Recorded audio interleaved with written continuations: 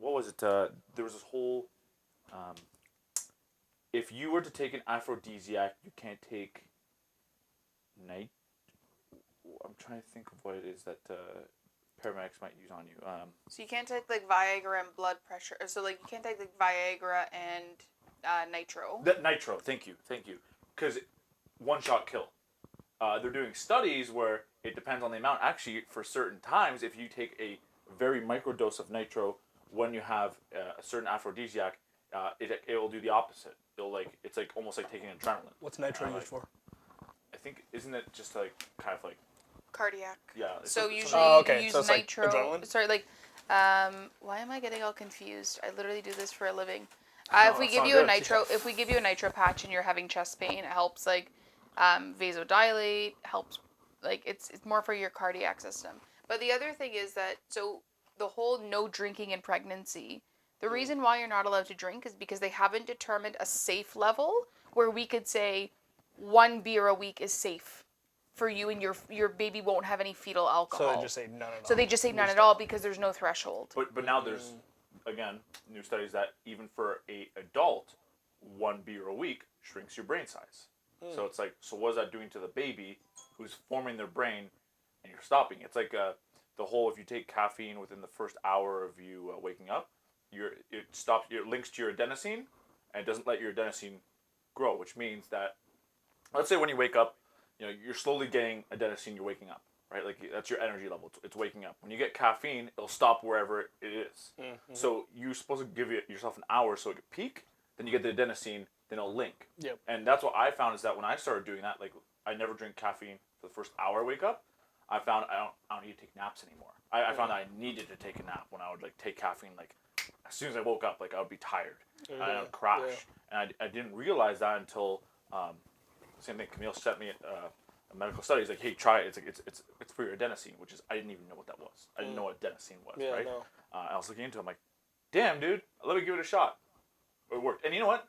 Who knows if it works? Sometimes it's a placebo effect. Sometimes like I want it to work, so I'm gonna make it work. It's like the whole thing of like, dude, watch out, that salsa will give you anxiety. Well, if you tell that someone who's never had salsa before, they might have anxiety from salsa. Like it's so stupid. Like, your mind is just that powerful to like trick you into that, right? But I think the problem is that, people in general read one article and they're like, ooh, science. That's not how science works. Yes. You don't just read one article and all of a sudden we now made all these practice changes. That's not that's not how it works. That's how COVID's 5G. I read the one article. 5G. Like the whole vaccine and Down syndrome. Was it vaccine? No, vaccine and autism. Autism. That's right? Years and years ago, how there was the one study, so everybody thought it was real. That was actually not even accurate. So it's like you can't just aspartame and being a carcinogen. Yeah. Right? They linked it because it was just happened that when aspartame became popular in the market, like diet beverages first hit the market, was the same year. What's it called? Cancer had a big influx. Yeah. So all they said was, oh, it's obviously because Diet Coke. You know what I mean? It's like no, that's not. In fact, that guy lost his license and they took down the study, which I thought was super interesting. Well, it's always nice to have a bad guy to point a finger at, right? Yeah. Fair. Yo. Hello. Speaking of bad guys, Hey. speaking of pointing fingers, you. Speaking of like you having crashes and stuff like coffee and whatnot, and obviously I believe there's a lot of chemicals and stuff involved, but I also feel like, at least for me personally, I'm just such a creature of habit that like, for the longest time, like, my routine is come home, do a workout, cook dinner, take a nap. And that's my routine every day. That some days, like, I'm feeling jacked up, I'm fine, I don't need a nap. But then that nap time rolls, 5 o'clock rolls around, I'm just like, oh, out of nowhere. Like, could have used that nap. So time to go to sleep. Is that routine? Is it Pavlov's dog? That's what I'm saying, Where you're right? so accustomed to it, because I have that when every morning when I first wake up, the first thing I have to do is I have to pee. It's been my routine that before I go to work, I pee. I have to pee every day, every morning. I think that's becomes part. Like, I think your body absolutely has like an internal. Well, I don't think there's an argument against the internal clock, but yeah, like once upon a time at work, every day 9 o'clock, I gotta take a shit. And it's at least it's on the company. It's dime. clock 100%. Anyone who uses bathroom breaks like on their time, stupid. But what if you're that person who, like, certain people find it uncomfortable to use a shared bathroom? They're do lost. Get over it. They're lost. You're not getting paid to poop. What's better in life than getting paid to poop? There's not a lot of things that are better. Someone's in gonna life. pay me money. We're gonna try that. That's nuts. I'll pay you money. Maddie just said, Yo, "Whoa, do it. science." Yeah, I Science know, right? is crazy. Yeah. Matt's that guy. Matt's that guy who will read an Instagram post or just someone will go on and just talk with confidence. He's like, guys, fact. This. And I'm like, bro, you can't do that. Yeah, like, that's not how it this works. guy's bullshitting. He just says it with such confidence. No, I'm just joking. Obviously, Matt's not that person. But you know who is? My wife. And I'm like, you need to be more critical with this shit. Just because this person said it, this sounds whack. Get out of here. Well, that's the thing though, is that there's times where I'll see interviews like even like Joe Rogan interviews a lot of people, and a lot of these people are like experts in their field sometimes, right? Yeah. But sometimes when they're saying something, I'm like, I could regurgitate this now to like 20 other people because he said it so confidently that I just believe it. Yeah, Yeah. oh, absolutely. And we find that rabbit hole. It's like, it makes sense to me. I Yeah. think that's a logical reason. So Yeah. I'm just gonna start saying that, right? That's what I've gotten. Me too. Absolutely. No, what I really like about Joe Rogan's podcast too is he will get people on opposite sides of whatever argument. Yeah. So he's not just favoring one side. The thing that I don't like about it is the time in between getting the opposite side. So I've learned to like just really not take credit for ideas and conversations that aren't mine. So I'm like, hey, this guy said this thing that sounds interesting to me, because they'll say something and I'm like, yo, he's right. He's fucking right. This is brilliant.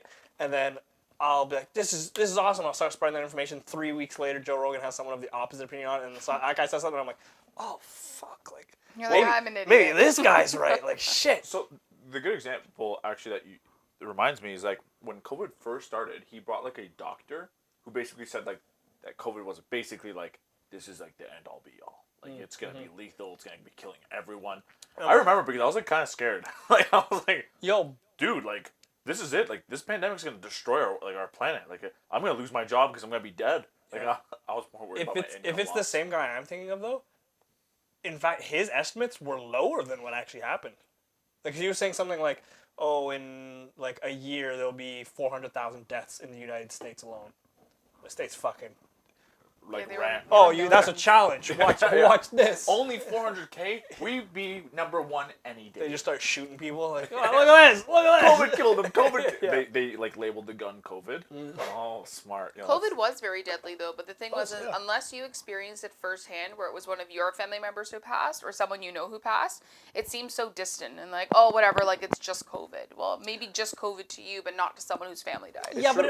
but I mean, okay, so a couple of people in my family passed away from COVID, but even still, like, it was just such a, the waters were so muddy that I was like, do I blame it on COVID? Like, this guy was fucking like 98 and like had all these health problems. Like, sure, he got COVID and died, but like, I'm pretty sure if I yelled at him, he would have died. Like, but that's the interesting thing is that a lot of times, like let's say like a murder, I hate that I put myself in this example already. I start off. Perfect. I shoot someone elderly in the arm, right?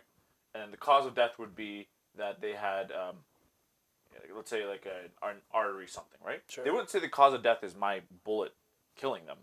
It's the fact that it caused a heart attack, so he died of a heart attack, Sure. right? Sure. But every time there was a COVID incident where they got COVID but then was a died of COVID- pneumonia, COVID-related it was death. COVID. Yeah. Like it always became, like obviously we all know it was the gunshot that killed him, right? It was the gunshot that caused these chain of events that caused a heart attack that killed him. Let's say. But when it came to COVID, it was always it's COVID, no matter what it was. Yeah. Like oh, Guy got hit by a bus. he got COVID, but then he died of the cancer he had for 10 years. It was COVID. COVID, I was like, death. Like, see, that's it's whack. I don't like that the information was passed on like that, but I do understand. Yes, COVID was the one that put him in the hospital, that put him on a respiratory. Well, that even killed still, him. like so sometimes, like it wouldn't even be things like that. Like it would literally be, guy got hit by a bus, but he was positive for COVID. So, the list is people who died who had COVID. who had COVID, not who died from COVID. Yeah. You know what I mean? And it's just so whack. Yeah. I mean, we're still learning about COVID still, which is just not like obviously it makes good sense, So right? It's over evolving, right? But like, it's just crap because then everyone lost their confidence in the government and it caused a lot of issues, right? I mean, everyone had kind of skepticism already, but Yeah. Okay. So here's the first hypothetical of this episode. So we had another snowstorm today. I don't know about you guys, but I didn't know this one was coming. I think I was just so naive and I was just so ready for spring that the last one that happened a week ago, I was like, we're done. And then today I like looked out the window and I was like, what the fuck is this? So we've had like 3 snowstorms the past 3 weeks, and like they were like a lot, like shovel like multiple times kind of snowstorms. For one day. For one day, yeah, like wild. So okay, here's the hypothetical I give you is one snowstorm a week, not like this one like last week's, because last week's was way worse. Yeah. One snowstorm like last week's a week for the next year, or we go back to masks and restrictions for one more year. Masks and restrictions. Absolutely. It was a glorious time. There was nobody on the road. Yeah. There was nobody in the grocery store. See. Nobody came to the hospital. That's It was a great time. You know what? I was. Here's the thing. I would do mask and restrictions even without the pros because my back. I can't do take it anymore. You wouldn't just buy a snowblower? No. What's your snowboard? You look Is like it like a a shopping cart. motorcycle? No, this is me throwing the salt after I snowblow. This is If you're mad, you throw ice on your driveway, like last That's right, episode. yeah. No. Honestly, something that I still talk about with my coworkers was like, I don't know what has happened since pre-COVID to now. I don't want to say we're post-COVID because it's still, I guess, I don't know. We're in that gray area right now. Traffic and drivers have gotten so Horrible. much worse Yeah. since pre-COVID. I don't know if COVID, killed off all the good drivers. I Yo, really don't know. that's a conspiracy, man. People in general are just horrible post-COVID. Like, they're very selfish. Really? I think people are very find the opposite. angry. No, I don't. I find that people are very, how would you say this? Inconsiderate. Very I find that Really? ever since COVID, I will never get away for letting people in. And when I say letting people in, I don't mean like they're 50 meters ahead and I just put my foot off the gas and they just merge in. I'm talking about like I'm bumper to bumper, someone's signaling, and I slow down, flash my high beams, go ahead, man. Nothing. I will never get anything anymore. Unless it's a tractor trailer. They will actually put on their 4-ways and do the double blink and then turn it off and I'm like, yo, respect, right? I never get that anymore. When it comes to that right turn in an intersection, no one will move up to let you pass anymore. Yeah. I don't know what's happened, but people are crazy inconsiderate. But I was talking to Christina's dad about this. Maybe I was talking to Carl as well. Where it's just like back in the day when it was lawless town where you're able to drink and drive openly with no seatbelts. People were considerate drivers. It was almost predictable that when you were approaching a car in the left lane, they would move out for you and merge back in. It was good like that. But the problem is, and what something my CFO says, is that we have so much immigration because we're in the GTA. That's what it is. And there's what's called international licenses, so they don't have to come here and get retested. Yep. But the other thing is, our driving schools have never taught you that left lane's a passing lane. Hey, you can be able to let people in legally. It's more about like follow the rules of the road. You're in between these lines. Yeah. It almost doesn't even teach you to just scan. My around driving you school anymore. did. My driving school did not. My driving school don't taught you remember, about to the be honest. passing lane, taught you about the curb lane. You had to do melt, which was minimum eye lead time, so you wanted to make sure you could always see 20 seconds ahead of you. So if you were ever behind a tractor trailer, you should move out of the way so you can have your 20 seconds of melt. You should always know what's around you in Never case heard you of need melt. to make a quick exit. None of these things were taught to me. I learned them over time. Well, through I just want to let you know we overpaid for driving school, so if that means anything. I don't think you overpaid. If you're learning the correct things on the Sounds road, then legit. that's legit life skills that people should. And to me, that should be reinforced more than speeding. Is that because with our roads being built the way they are and infrastructure where our cities can't keep up with the roads that are pre-built, we have to rely on drivers to know what they're doing to make things more efficient. Because the roads aren't gonna be built wider anymore. We're not gonna solve the problem by just making more roads. We just need drivers to be better at what they're doing so we can all work together. And the problem is, there's almost zero reinforcement on that. Today on the highway, on my way home from work, I know it was a snowstorm, but someone was going 70 in the left lane of the highway. I was able to go 110. I had to go around him. I had to go around. Fucking But the damn. other thing I have zero issue because my car, I got a car that's reliable for the weather that we handle. I got a car to handle the Canadian weather. If you don't have it, that's fine. Still be on the road, but then don't be in the left passing lane and sit there for Drive 20 your lane. minutes. Yeah, But also, where are the in general, I find that police officers love to hang out at stop signs and pull you over. What about when people are going 100 on Air Mills Parkway? Where are you then? Where are you when people blow red lights?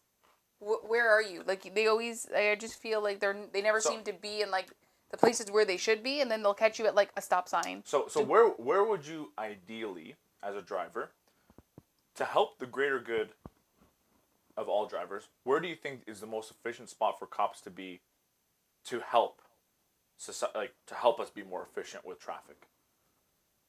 That's a good question. Well, I'd say construction zones, but majority of the time they're in their cars, so you don't even see them. I don't know. What are you thinking? You seem like you have an answer. I would say highways. Highways? I would say highways, and I would get cops to, like, if I were to be mayor of Mississauga, which will not happen Vote. ever. Hazel, call me Hurricane. Don't vote him in, Hurricane please. Vortex Lucas. I'm Hurricane Hazel's Please next don't. runner-up. It's got to be an L. It's got to be like Lightning Storm Lucas. It's kind of sick. No? Leprechaun Lucas. Yeah. Loser Lucas. No, stop. Oof. No one's going to vote for him. Burn. Lucas, mucus, pucus. I would, if I was mayor, I would make the speed limits on the highway 120. But you know what I would do? I don't know if you saw the infrastructure sample that they put in. So basically what they would do is make the left lane straight up a passing lane and make it so it's like, almost like the Hove lane, or where you can kind of merge in and Can't out. talk about that Like last Jay-Z only. Yeah, Hove. only the Hove. Do you guys call it the Hove lane? Yeah. I call it HOV lane. I don't He's call the it only anything. weirdo that I know calls it the Hove. Oh, you Hove? just said it. said- You yeah, just said I it. fucked this up. Because it's weird. It's HOV. No, lane. yeah, I think I don't usually address it, but I would say Hove. But if I say the Hove So lane, do you weird. know what I'm talking about? Yeah, but every Problem time, solved. every Problem- time I have to be like, What does HOV stand for? high occupancy vehicle. 2 is high I was- occupancy? I was If you don't even know what it is, you shouldn't even be using the word. You know? That's why I say Hove. I don't say high occupancy. I don't know HOV. I Yeah, only know the I Hove. say Hove. Yeah, And Hove is Jay-Z lane. exactly. Yeah. 2 people is not high occupancy, unless it's a motorcycle. Or bus. And then That's there's even like less. in the U.S. high when there's a occupancy. pregnant woman who's driving in it, she's like, well, technically there's 2 of us. I'm like, That's a solid argument. I dig it. Because think about this though. Because But you're pro-choice and I'm not, so like it works in my favor, not yours. there you go. That's what I was good. I was Yeah. just about to say that. I'm like, but if you're pro-choice, you kind of have to agree with that. but Yeah, you also have to exactly. take it, if you take it from like a philosophical perspective, it's like, when is that child considered a human?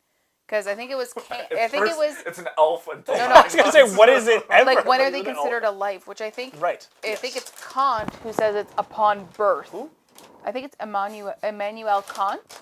I think his perspective was when they're born. Oh, he sounds dumb then. I'm gonna look it up now.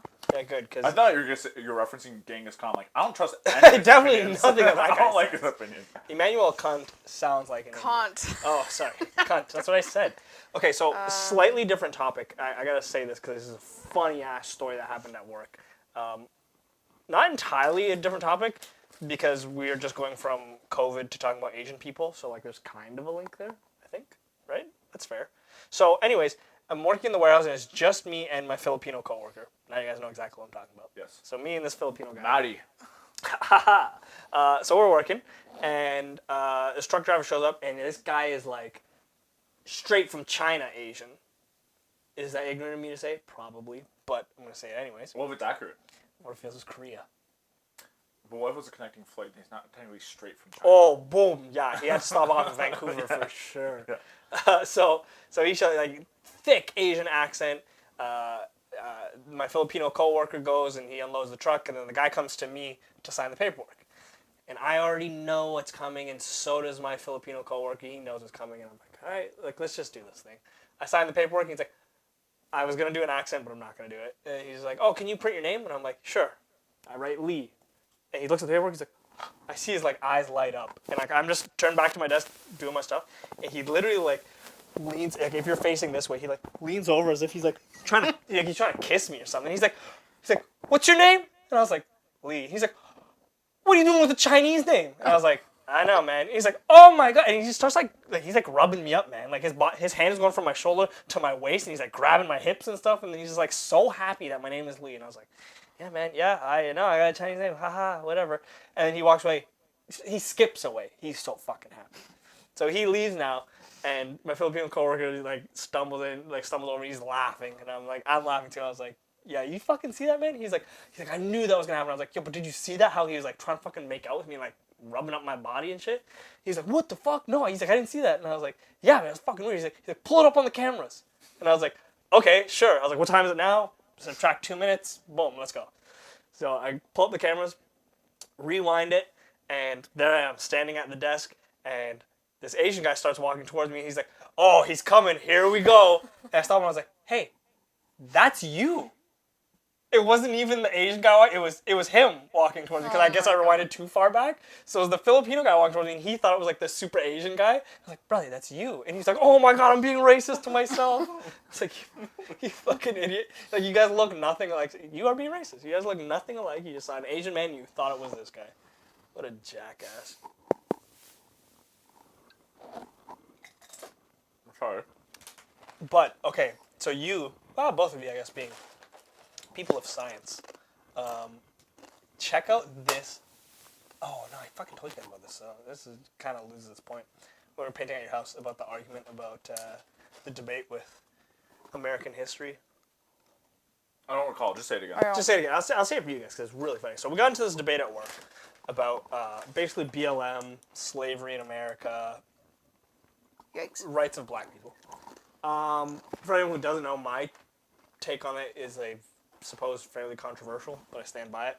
So I'm arguing with this African-American guy. Is he African-American or is he African-Canadian? Or is he even African-Canadian because he's not even from Africa? I was going to say that. He's just a black guy. I'm sorry. His background is Guyanese and maybe Jamaican. I don't know. Just Caribbean. Is there anything wrong with saying a black guy, though? I don't think so.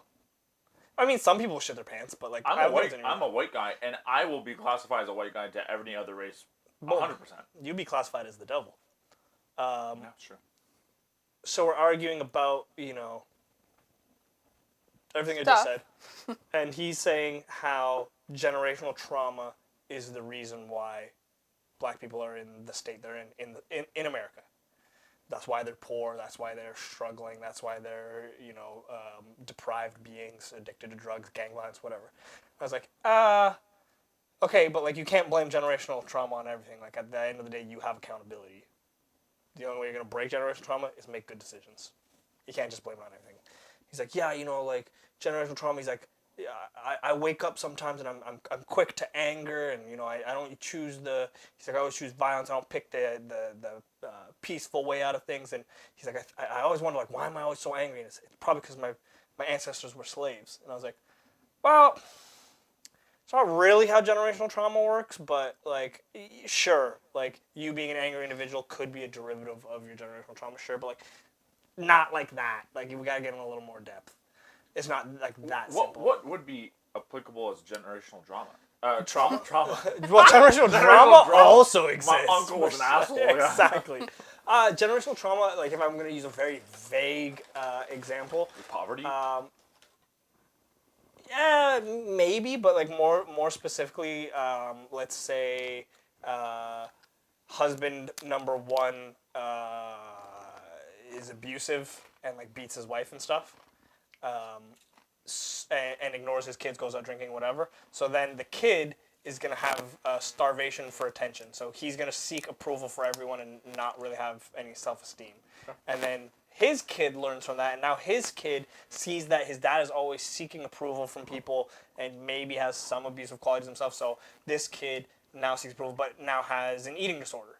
So you go down the chain of that, and now this kid's eating disorder is generational trauma from whatever ancestor was a piece of shit, and basically how it trickles down. I feel like that's still not fair. It's not, but it kind of makes sense. Like, to a degree, like, sure. I get it, but, like, no, you're not an angry person because your ancestors were slaves. You're an angry person because you're an angry person. Like, maybe just... Or maybe, sure, maybe it's part of that is from slavery, but, like, you're bigger than that. Like, it's not something you can't change. Like, you have your own accountability. You have your own accountability. But then another guy chimes in, he's like, he's got a point. And I was like, what's his point? You starting to remember what he said? Yeah, he's like, well, like humans are made up of 75% water, and water has memory. So when these people are having kids and stuff, like that traumatic water is passing down to other people. Also, I know I'm talking about these guys on the podcast. I hope y'all watch this episode because I'm talking mad shit about you. And I was like, I literally couldn't help but laugh in front of him. I was like, That's not what they're fucking talking about when they say water has memory. That's like, first of all, if your idea of, us being 75% water, our water has memory, and I'm passing that down to my kids, wouldn't we all have every single person's trauma on the planet just from drinking water? Or, like, rain and shit? Like, you know what I mean? Like I'm going to have my trauma, I'm going to drink a glass of whatever, I'm going to piss. The water's filtered. Does that feel, do we have trauma filters? That just seems Yeah, so far-fetched. Yeah, shit. No, that's sick. just so far-fetched. I can't even come up with a good anything for that because it's so I far-fetched. can only come It up was with a rebuttal wild. that would make me a smartass. Like, there was no, There's no- logical Dude, I answer was I could give. I was crying. I was like, first of all, when they say water has memory, they're talking about like when you dilute a certain mixture. Basic example is you mix salt and water, and then you pour half of that into a cup, and you just pour more water into that. You just diluted that salt concentration, and you do that 10 times over. The argument is, and this it's controversial too, is that the water will have memory of the salt water compounds, I suppose. Maybe I'm butchering it, but that's basically. Water doesn't have conscious memory. Water doesn't remember that I pissed it out of my urethra. But also, every Like, 7 years isn't like. I think actually they changed it now. But every The 7 year- years, that all the cells in your body recycle. yeah, apparently. So every 7 years, you're no longer the person you used to be. So if you disliked me 7 years ago, you don't dislike me anymore. What if I dislike you that was the old more? one. What if I hate you even more? Like you turn into something worse. Well, then you like the old me. Which you'll never be. So does that mean like every 7 years you can change my name? Essentially, because I'm a new person. I mean, I think you could just do that. So then every year that I've been saying New Year, New Me, I've been correct a few times. You're what, 28? Uh-huh. So you've been correct, yeah. Oh, I guess 4 times. You've been correct 4 times. That's crazy. That's kind of a bad track record. You're right, 4 out of 28. That's assuming you've been saying it since you were born. I have been. Yeah, so, okay, good. Yeah, I appreciate it. I may have skipped the first year. Oh, dude. Are you about this or not? Oh, not really. Not really about the light. That's a lot of pressure. Yeah. Imagine if you had to like hold up your word to it, like New Year, New Me, and everything. All right. What you got? Shit, I gotta try. I gotta be different. Do you think you could do it? Be new? Every year until you're dead? I technically am. From the person that you've met me before, you would not recognize me. No, I wouldn't. But I'd recognize you from last year and the year before that. I don't think so. It's true. It's true. Has not changed at all. No, you legit, like when you sent us that picture of you, My was grad photo? that your high school grad photo? Yeah. Yeah. I was like, that? I don't even remember knowing that guy, but I do, but like I don't. Did I send you that photo? It's, no, yo. Show it to her after. She's gonna get in the mood, man. 'Cause We you- can't have that on the pod. Because you met me probably shortly after. But yeah, that was when I was always clean shaven. Shaven. And I would always have like long scruffy hair.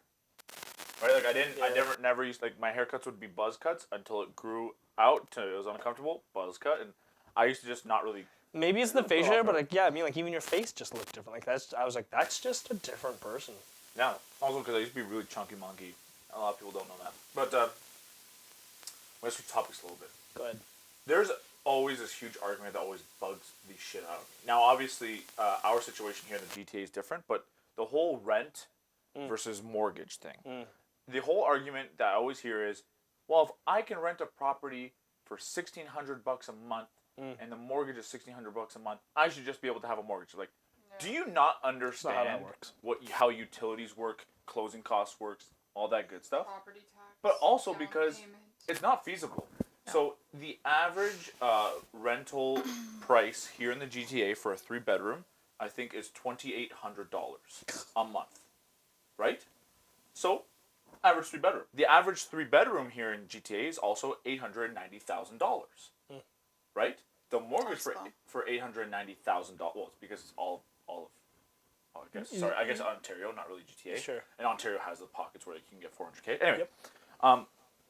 Would be about $5,000 $something. I'm like, so already you're at a loss there. Now, granted, let's say, and especially because you're expecting to put $0 down because you're like, oh, well, if I can rent, that means you're gonna have actually around $6K a month mortgage, right? I don't get how people always get the sense of, well, if I can rent and afford it, then I should be able to just buy out the property. It's like, this is the whole skin in the game situation. The person who owns the house was the one who paid for all those closing costs, did the lawyer fees, did all the work to search for the house, did the renovations, all that good stuff, and got it set up for you. It's the same argument of when workers are like, well, I run this, I'm, the person who makes the sales. I technically support the big guy. Wow, like, these owners don't do shit for us. I'm like, he's the one who started the company, got the clientele, did the work, did the legroom. He's the one who started the business, got the licensing, got the vendors, all the good, like, they set that foundation. Like, people are so oblivious to all the background work. Yeah. It's so minute to people that it blows my mind. I want to talk to certain people sometimes and always understand, but whenever I do, it always, like, ends up, like, just very closed off. Like, very, like, they just stop answering. They don't want to engage. Yeah. Because they know they're losing. And Well, they have no real but I evidence. just want to understand where that logic comes from, because or at least here in the GTA, that's not applicable. I don't know if in the States there is that situation where you pay more rent than your average mortgage. But even in the case of that, let's say that in this case, rent is $1,900 a month, let's assume. And if you were to buy that house and have that mortgage, it was $1,700 a month. Even with all those closing costs and stuff like that, you're still down about 5 years worth of your rent costs because of all those closing fees. Like, for example, land transfer fee here in Mississauga, $14,000. I'd say to buy or sell. So to sell a property, someone told me they were $90,000. So to buy and sell, they were $90,000 for all their costs, Insane. which is buy pretty and sell. accurate. Yeah, right. Because you have your real estate costs, you have your cost. All right. What is that? Clauses. You Clauses have your and real costs. estate costs, your land clause? transfer, your moving, all that shit. $90,000. Why do you need those? But that's the thing that's nuts, is that, let's say you in the GTA here are like, you know what, I want to downsize my home for something less. I'm going to shop for a house about $100K less. Whatever have you. With all your closing fees and stuff, you might as well just stay in your house. Yeah. Like, what's the point of you even downgrading because of all these fees? And at the same time, these fees are outrageous. Like, Yeah, we like all know. 100K ain't fucking worth it. Well, even, like, we just bought our house. Like, our fees were through the roof, Yeah. right? It sucks, but, like, obviously the average Canadian doesn't even have enough saved to afford all these closing costs. I would not be able to afford it solo. Yeah. Like, and I understand, like, it's a struggle to get your foot in the door. But same like starting your own business. Like, all these Maddie things. made it. I was actually gonna. You finish and I'll tee on. to Depends Maddie's on your point. house size and... Sorry, I don't have my glasses on. So it also depends on your house size and lot size and such, and even mortgage amount. And the other thing is like, so my parents. he said amount. Amount. There's no Like M in my there. parents pay double our property tax, Balls. based on the area they live in and the size of their property. So even if you downsize your house, like, well, there would be reasons to downsize. Is you'd probably pay less in property tax. Your utilities would not be as big to run your parents' house, Right. as our house, kind of thing. And that's always the other thing that people miss too, is that you guys, like everyone, I say you guys as if you guys are the one saying it, but you'll see a mortgage monthly payment, and you don't realize that that's never including utilities. That's not. When you're renting, you usually don't give a shit about utilities. Most of the time with rentals, it's usually included. It depends. It does depend. It does If depend. you're talking an apartment, usually utilities are included. But if it's condos, everything's, I was going to say a la carte, but everything's on its own. Well, can you rent a condo? I thought you always... Yeah. Yeah. No, like, well, we essentially, let's say we own a condo and we rent it out. Okay, gotcha, yeah. So they have to pay, like, you would charge utilities, but then also you have maintenance fees to pay. So that's another thing where it's like people go, oh, I'll just buy a townhouse. Well, that's like cool and dandy and all, but Condo fees and stuff there's a like lot that. of Yeah. maintenance fees. Condo corp is also... And that's the thing, too, is like, a lot of these amenities, like, they're nice to have, but is it really worth me paying for it? No. And do they do a good job? Like, when I lived with Maddie, Condo Corp was horrendous at removing snow and ice, where I've had to call in sick because I could barely get to my car from our front door to walk to my car. I remember one time, so funny, we had like an ice storm where it's legit. Like, if you ever see a movie, like The Day After Tomorrow, where you just, it's like a skating rink, imagine literally I walked outside and you see everyone like tumbling. There was one guy, I remember, because I was walking to my car and he was calling in sick to work as I was passing. I'm like, I should call in sick. But what happens is you end the street and there's a slope and all the cars park on the slope, right? I remember when I got in my car, I actually had to like slide and grab onto my tire and pull myself to, like, at that point it was already ridiculous. But since Yeah. I was a warehouse manager, I kind of felt a Gotta little do what you guilty. gotta I wish I saw this. I got into my car, started reversing. I always started sliding towards the left car. I wasn't going backwards. I just started sliding close to the next parked car. I'm like, I got calm. Like, I'm gonna have to leave through my trunk if I keep doing these attempts, right? Because I won't be able to go through my. I mean, I could go through the side door, but Nah, the it's trunk whack. is so sick. That's so cool. And I was like, dude, this is insane. What do we pay these condo fees for? Because that was their Yeah, one you're getting job. nothing out of it. You get Right? Like, nothing. I don't get a gym. You know what I mean? Like, so it's painful. But that's always painful too. Is the condo fees, and then they can do like those whole surplus things or like this. But it's also just knowing that you have to get the condo board to approve everything you want. You want to put a new kitchen in, that has to go through the condo board. Like, you have to go through for all your renos. Yeah, that's What's so the point of me owning a property that I can't even do stuff with because I have to get it approved? I understand in like condos and stuff if you want to do structural changes because that could affect your absolutely. above or below. So that I understand. But if I'm in my own townhouse where I'm not changing my kitchen a lot, but I'm trying to do these little adjustments, I don't understand why it needs to go through the board. like painting. But what if like? Isn't like painting the only thing that you don't need approval for? Well, and I know that some apartments, I think my apartment in Port Credit, I think there was a rule about you could only have white curtains. Like, That's there are some fucking condos and racist. some building, maybe not my apartment, maybe it was a condo, but there's certain rules for what kind of draperies you can have because they want it all to look uniform. Draperies. Could you hang blankets? I know Lucas likes As long as they were white. Lucas likes to wear curtains and hang blankets. I Big just don't like the idea of someone controlling my money. And then the maintenance fees. Some maintenance fees are Do you use the 12. bank? I was gonna say Unfortunately, almost everything here. No, but, someone's like- controlling our money.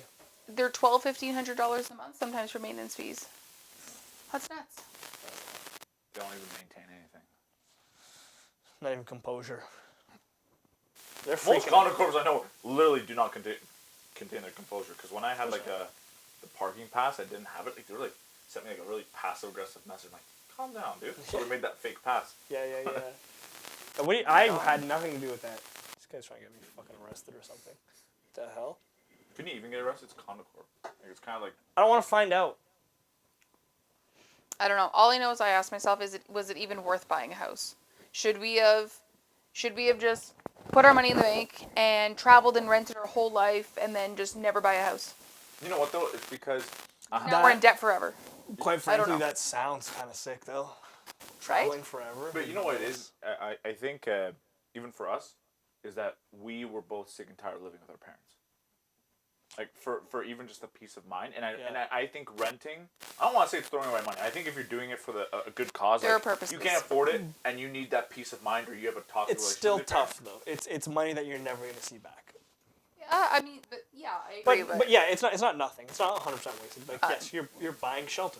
So me you're renting allowed- for 2 years was the best decision I ever made in my life. Yeah, So I it's used not to- nothing. always be kind of negative of like, why if you can afford a house, why would you ever get a condo, right, for the same amount, right? To me, it's always been that kind of flop. I realized, not realized, but my parents' friends had a really nice property. They sold it for I think 2.7 million, and they moved to a condo, like $1 million condo. And I was like, isn't that a little stupid? Then they told me like, no, it's probably the best thing they did. They were sick and tired. Like, they were retired. Shoveling. They're tired of maintaining the property, having to take care of it, and they want to travel. The worst thing you can do is that you have to go travel, come back to your house, and then mow your lawn or shovel the snow and take care of everything. Oh my God, there's a leak on the roof. How to deal with this? Yep. So they moved into a condo so they can go travel. I'm like, you know what? That's that sick. actually is a good call. That's You sick. know? I've always frowned upon condos for that reason. Just like paying all these fees and stuff like that. But it does have its place. I They think, all have their I think at place. a certain point in your life, and depending on the lifestyle that you live, absolutely, 100%. After the 7 times I went out to shovel the snow today, I would certainly wish Yeah, fuck. I that, bought a man. condo. Or a flamethrower. Good God. Flamethrower. I've seen a guy in the States do that. Yeah, I saw that video. Yeah, clear off it. It looked good too, Looks solid. right? And you won't burn the grass because there's so much moisture on Is it. that legal? Since you're on your own property, I'm sure there's a bylaw. but in the States, where you can just Have you you- you can shoot your own gun on your property. Yeah, but have you not heard of all the really weird rules in the United States? Yes, in Texas, Like- you can't shoot a rifle while you're in a doorway while your spouse is having an orgasm. Well, that just makes sense. Weird U.S. laws. Duh. You can't wash your neighbor's car without permission in Los Angeles. Piece of shit. It's illegal to That drive. sounds fair. Wait, it's illegal to drive while your dog is tethered to your car in Alaska. Yes. You're not allowed to drive a Wait, black why car only on Alaska? a Sunday. Why is that not For illegal snow everywhere? dogs. For snow dogs. Yeah, but shouldn't you not drive a car if the dog's tethered to it? But I'm sure that if you wrote a law for everything, there Why would be is- too many. I think it's just that they haven't reached enough scenario being like, okay, it's a huge issue that we have to start reinforcing. Did you know in Alabama it's illegal to drive blindfolded? Oh, that's whack. Where's the fun in that? Yeah, lame. There used to be one. It's an old law, but it was something like you can't drag a dead horse down Young Street on a Sunday or something like that. I was like, oh, okay, fuck, Sunday. Like- What's the Seabiscuit? Old Seabiscuit's gonna have to wait. But it's just funny because these laws get put in place because Someone something fucking happened. did it. Yeah, It's like the whole someone like fucking did it. at Home Depot when we worked there were like 3 massive signs being like, "Do not jump in compactor." I'm like, who jumped in the compactor? Wait, can I read Who's you been this jumping one? in the compactor? In Arizona, it's illegal for a donkey to sleep in a bathtub. That's fair. Yeah, they should buy their own. One fucking- asshole. Hey, wow. God bless America. Yeah, no, I think the idea of, like, when you think about it, like, who did this for the sign to be here? It's so funny. Like, I don't know if you saw it, like, Carl posted in our like, camping group. He's out ice fishing right now, and he's staying in a really nice bungalow, and he's there for the weekend. So he sent everybody, like, a video. And on the wall, anyone who hasn't been ice fishing, you're in this hut, and you're on the ice, and in the floor, there's a big hole, and you fish for fucking fish in there. That's ice fishing. And there's rules. You don't pee in that hole, and you don't puke in that hole. But you're allowed to shit in the hole. No, don't shit in the hole. But there's a sign in the hut that said, "Do not drink the water. The fish crap in there." And someone in the group was like, "They put that sign up because someone drank the water." And I was like, Someone got "Oh, sick. like." And someone got sick. Yeah. Fucking... But to be fair, it does look pretty good because there's this fucking thick layer of ice. It looks refreshing. And then it's just clear water, Ew. like. Crystal. I mean, blue like, water. yeah, like, Ew. it looks delicious, but Ew. like, I just know better. That I'm gonna fucking. No. It's the same thing. Aw. Like, there, Fucking Lake Simcoe. There's been times where, like, actually, this was the one example, was that I went to a friend's house party, and then at the end of the house party, you know, the night after, because it crashed, okay, I'll start, like, packing up my stuff. So I went to the freezer, took my vodka, and I pulled it out. And you know, like, when, like, vodka has, like, that nice, like, little, like, crystal, I'm like, this looks so refreshing, but I know if I take a sip, I will puke. Yes. Like, if it was water in that bottle with the same glaze and stuff, I'll be like, Oh, this, you know it's some shit. crisp. I just got Yeah, cold when you 100%. explained that. Yeah, those are the best. Ooh. Frosty. Where, like, you put your finger, like, your hand on it, you have, like, the marks. Yeah. Oh, that's a good one. Like a nice like glass bottle of Coke like that. Oh. Oh, that's good. I bet neither one of you have a Coke like that in a very long time. I have glass bottles of Coke in the fridge downstairs. Yeah. But exactly that temp. Is it all frosty? I haven't drank any. Huh. Rest my case. I'm gonna do No, it 'cause tonight last time just I- to prove her wrong. Last time I had water like that, I opened the cap and it started freezing. I'm like, fuck. Too long. And- Too long. But every time that happens, I sort of, like, I try to drink as much as I Yes, can. yeah, I get what you and can. There's no way. There's no way. And then it freezes in your throat, and then you die. I actually never had that happen before. You haven't died before? Oh, I've died. Yeah. I'm sure I have died. Oh, 100%. At least once or twice. I have. Definitely. You?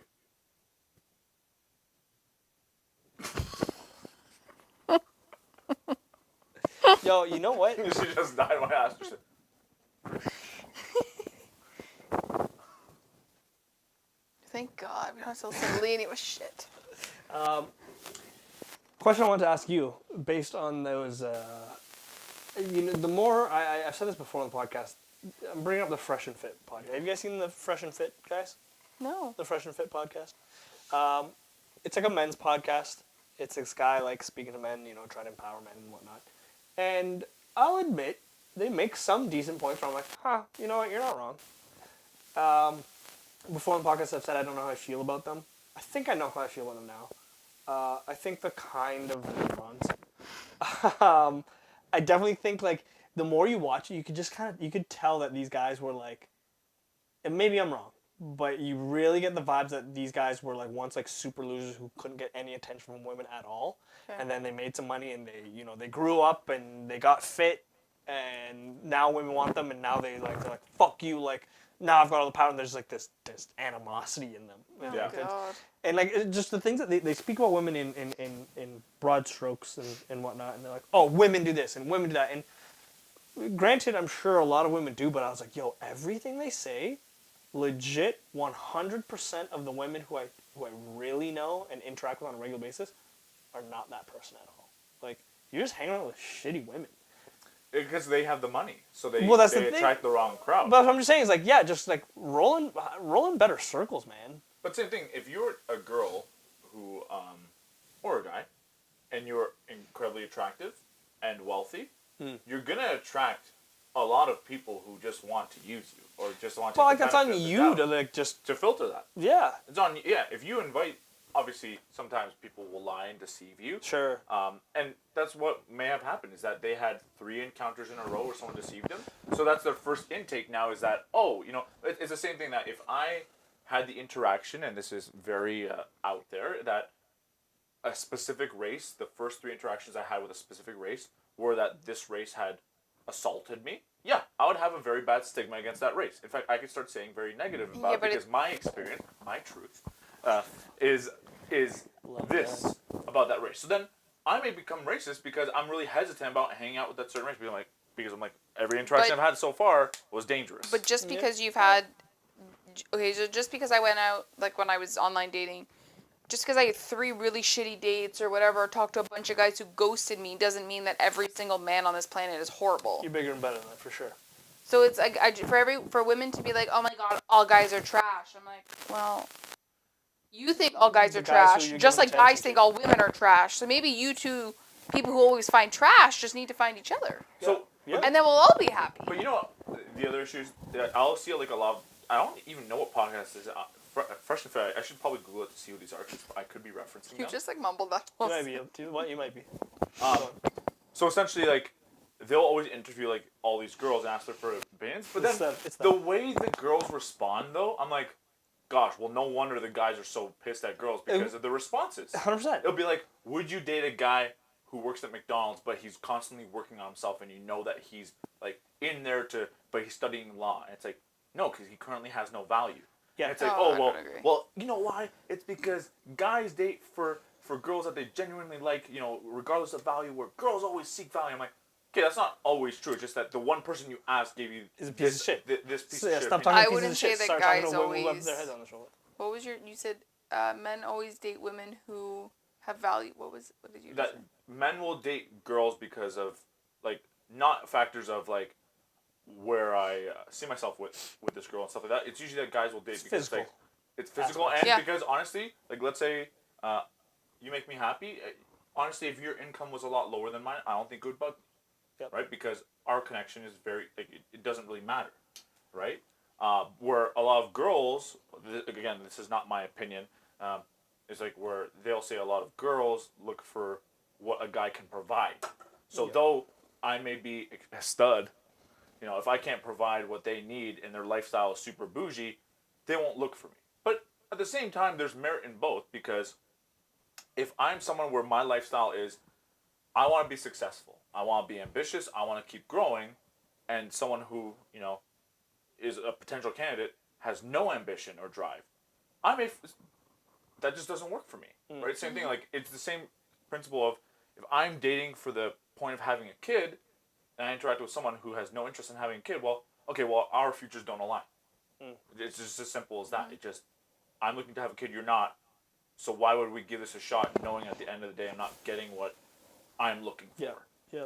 right? So it's just that it happens that in this way it's always something super vain. So here, I'll give you some specific examples of things that I'm ready. I want your opinions on. So Okay, ready. so let's say hypothetically you make $300,000 a year. Wow. How much you want your man to make? Okay, so I mean, I think for him to make 300 would be unreasonable. Okay. I would want. Okay, I would say for me it depends more about the career than how Okay. much they make. Elaborate. So if you so let's say you're a human resource and payroll specialist and you're only gonna make 80, but or just you work get at him, McDonald's.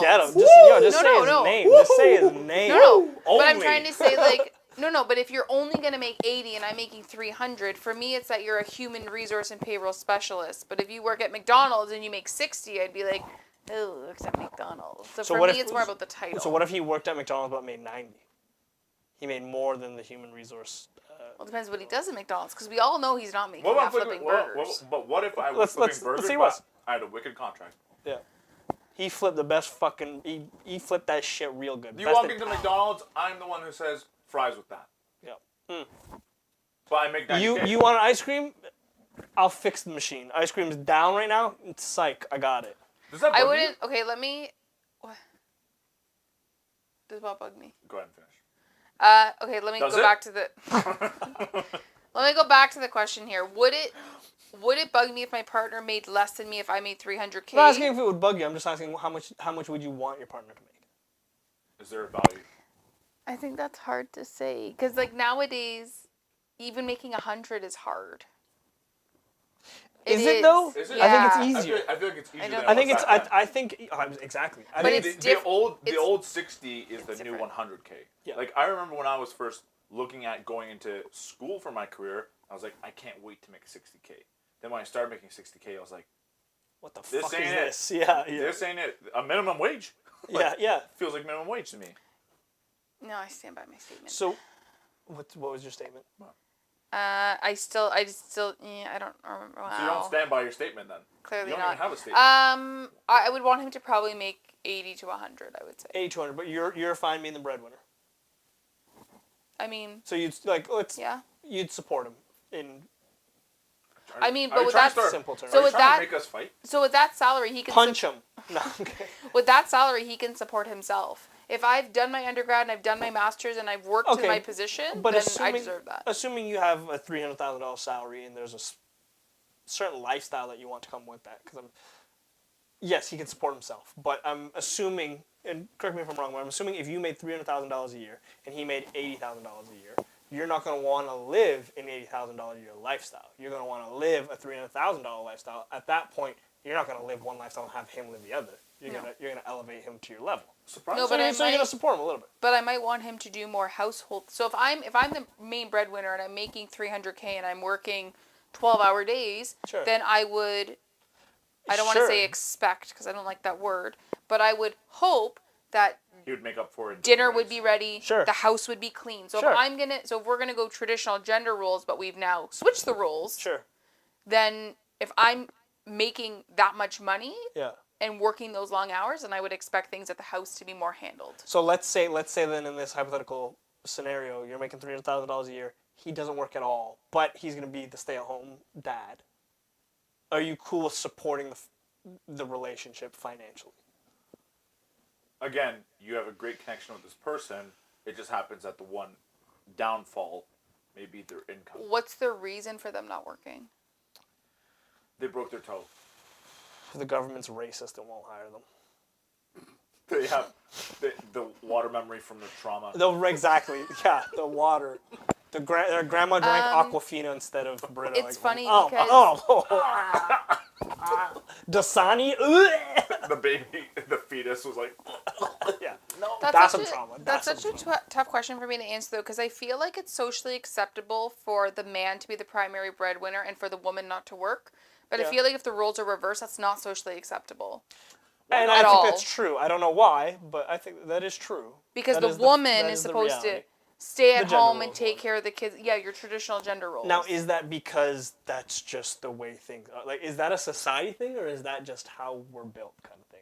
Like, do you see yourself being able to long term? I'm going to use you guys as an example, and I'm not saying that this is what happens, but let's say long term you have to support Lucas.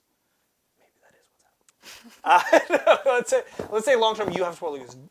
All those things aside, do you just think you have it in you to be like, I got you? Like, would you willingly be like, let's say you're making $300,000 a year, would you even go to him and be like, stay home, fuck it, I got this? Like, he could get a job. He is working, but he's like, quit, I got this. Like, you can stay at home, I got it. I would want him to do something to have purpose. Like, if the kids Let's say are he does have the purpose. kids are in school, like, why don't you just go work a little grocery store job where you stock some shelves, or you work at your cannabis store, or you do something. Do Okay, but something. let's say no, yeah, of course. Like we don't want him to be at home being a bum or anything. But let's say he's got his passion and he works on it. Let's say it's painting, for example. And every day he's painting something sweet. All I'm saying is, thank God I make 300,000 because we would get nowhere with his painting. Probably. Well, that made a sick TikTok account. Yeah. Wow. So Bum. like I said, I'm so glad I make. But do you think like would you be able to do that? Would you say I got this. Don't worry about it. Don't get a job. I got you.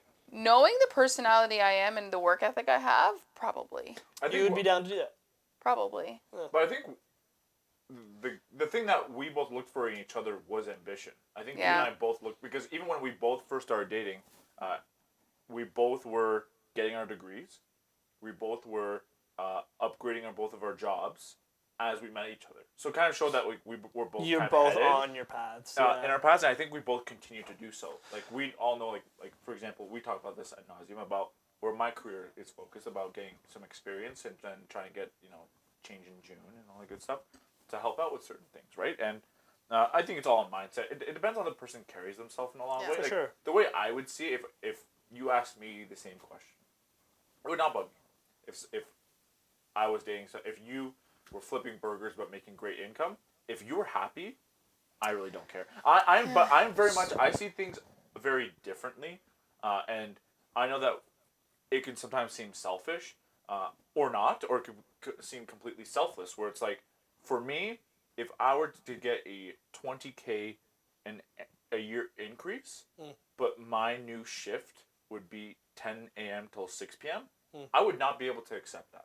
That sucks. And honestly, because my quality of life would go significantly downhill. Though my quality of life would increase because of the income, those hours would drain me. Like those are not hours that work with me. Yeah, but you could make it work with you. So like you come home from work now and you like to work out and you like to do your video editing.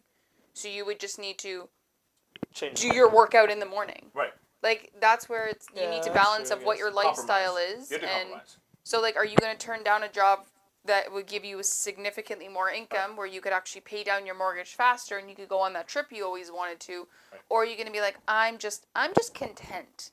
Like that for me is not. I don't like The other thing that was But is it content, or is it that I would like to find another option that still suits better? Because there's always endless options. I'm not settling. Yeah, But it depends I on think where that- it depends on where we are. If we're Right. struggling for money, That's different. I hope Sure. that Yes. you would go, you know what?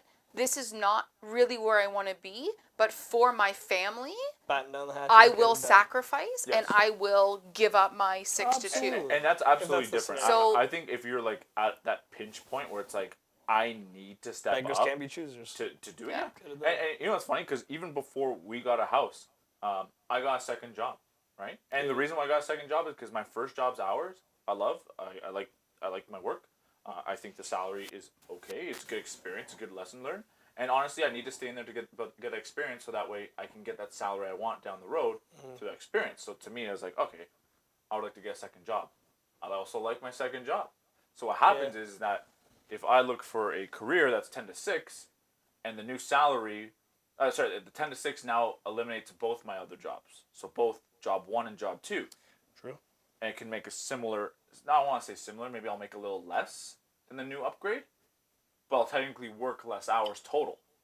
But it Right? depends what a little less. Like you'd have to run figures and Exactly. see what a little less means. You'd have to do the math on all this. Because if it's $5,000 less, I'd be like, Right. But if we're talking 15, 20 grand less, big that's a big difference. Big difference. And that's the thing too. It's like, you know what I mean? As long as you're not settling, that's always, I think you and I both agree, it's like, as long as you're not settling, but at the same time, as long as you're not killing yourself to get this kind of money. Mm-hmm. Because at the same time, if you're killing yourself for a job that you don't necessarily need to be killing yourself for, like you're doing okay, but you'd rather be doing better, but then your quality of life goes drastically downhill, to me, I wouldn't support that for yourself as well, right? Like if you had to then switch to, let's say, a shift that you hate. Let's just say that you had to work now. I'm going to try to find an example of shifts you hate, but you're pretty versatile.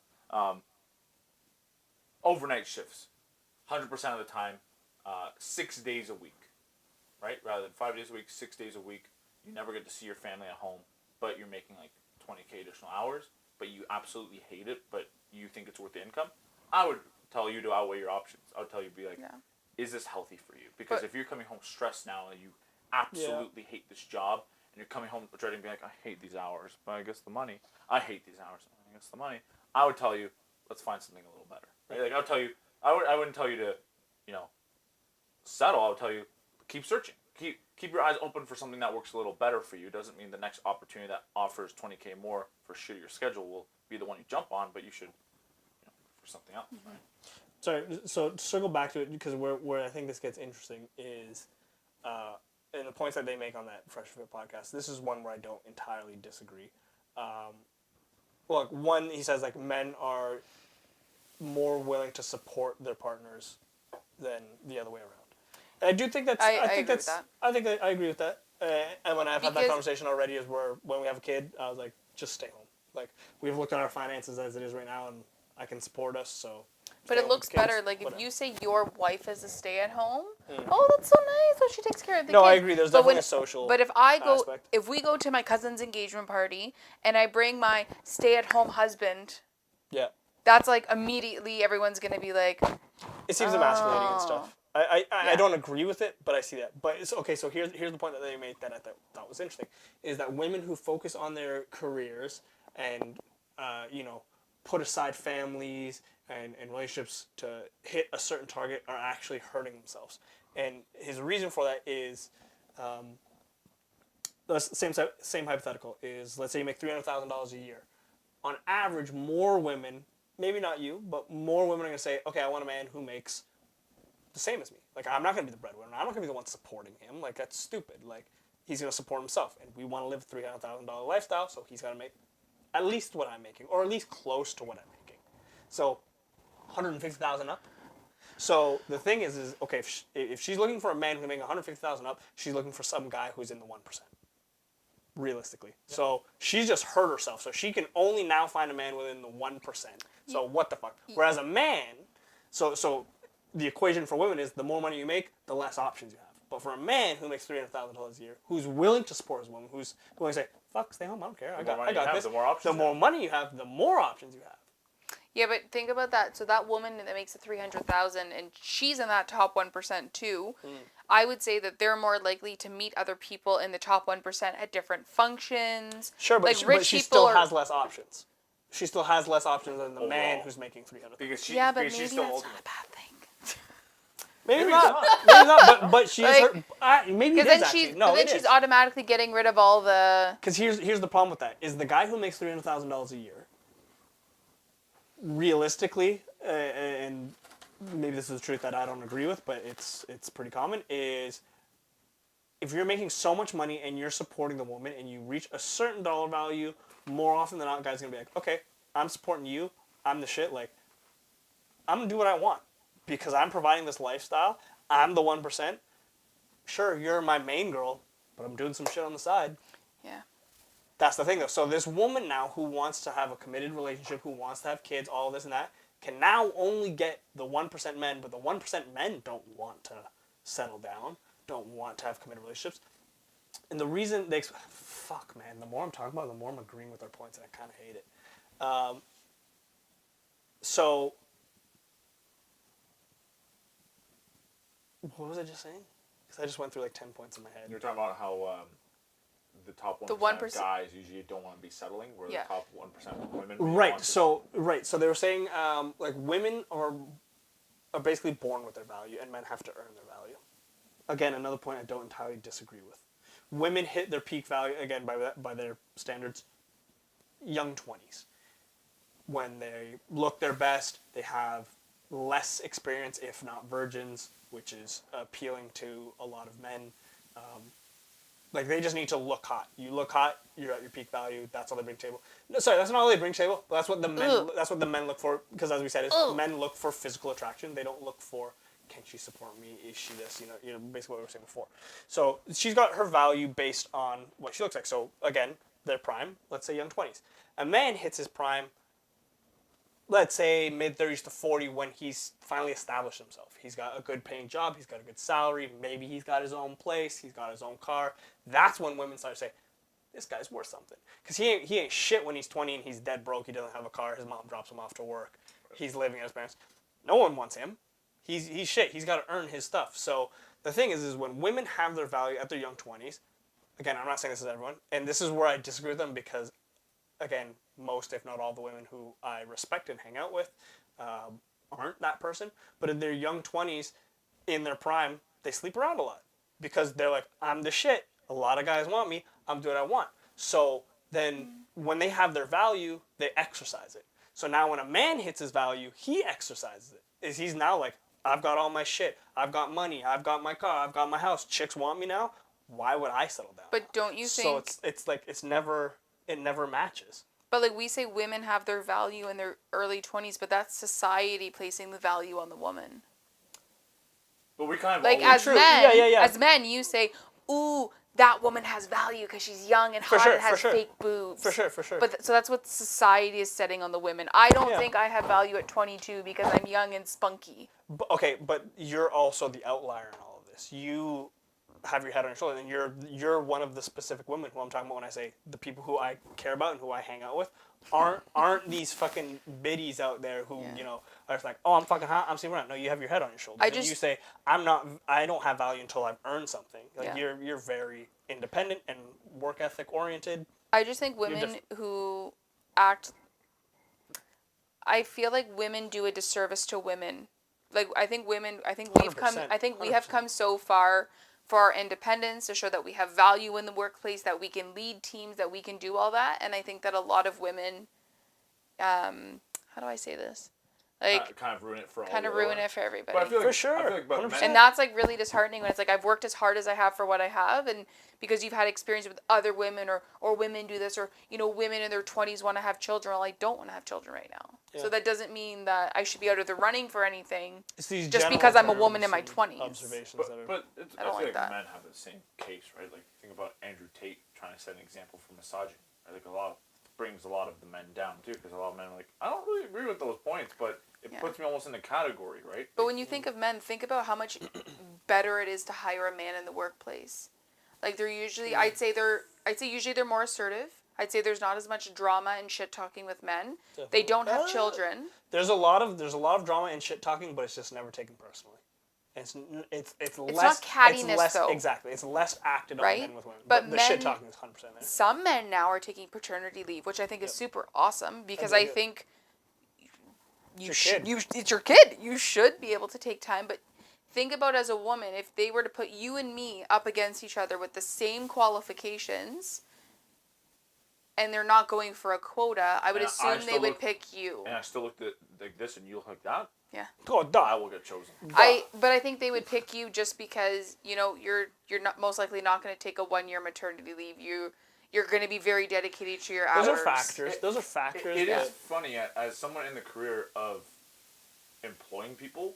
That's not factors I actually look at. I usually Then you're bad at your job. Maybe not for you. I always look at the person who suits best for the job. And honestly, I feel like sex has never really put a big I'm the same. Maybe but I have seen certain roles where I'm like, and without it being like a huge factor, but just being like, I think, Oh wow. like let's say we're doing a daycare for little girls. At that point, I might be a little more biased, be leaning more towards a female candidate, right?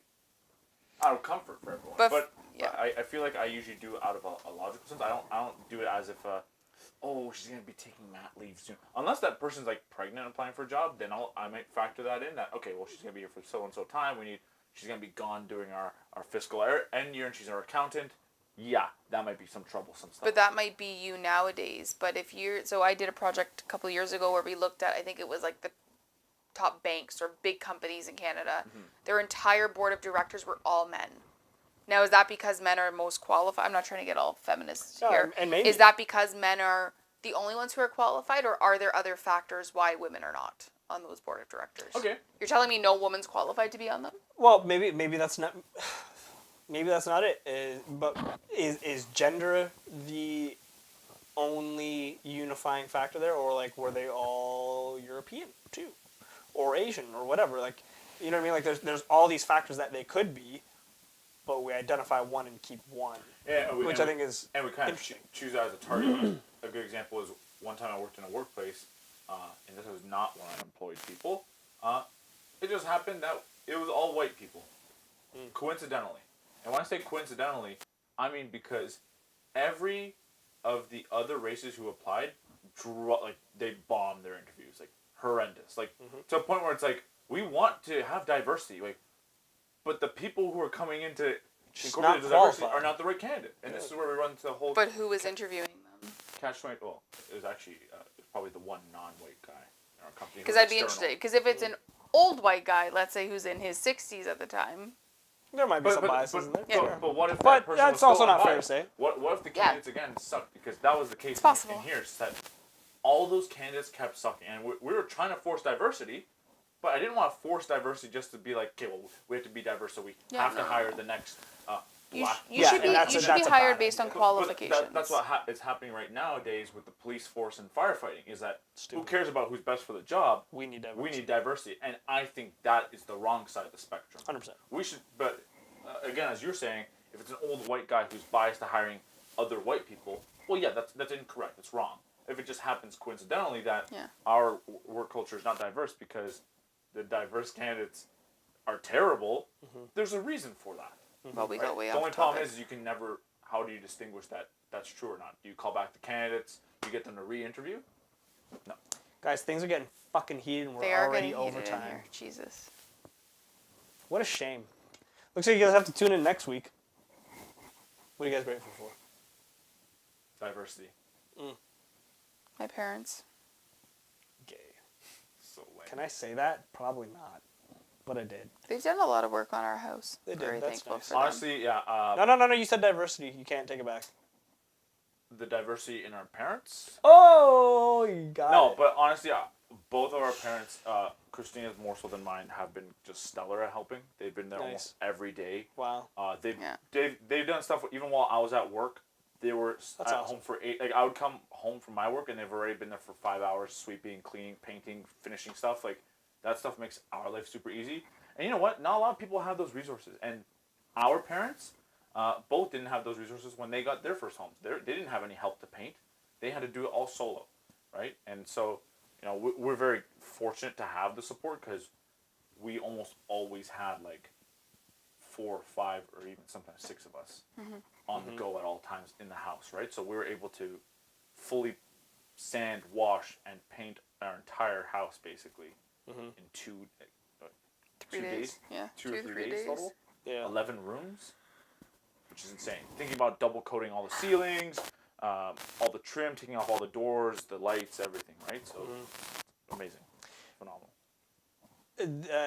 Kind of based on what we were talking about, like workplace and stuff, what I've come to realize, well, I've known this for a while, for basically since I started working here, but definitely in the recent couple of weeks, I'm just like, God damn, I'm so fucking lucky, and I'm so grateful for my boss, who you know, because there's so much trust in me, and he just lets me do whatever I want. It's fucking sweet.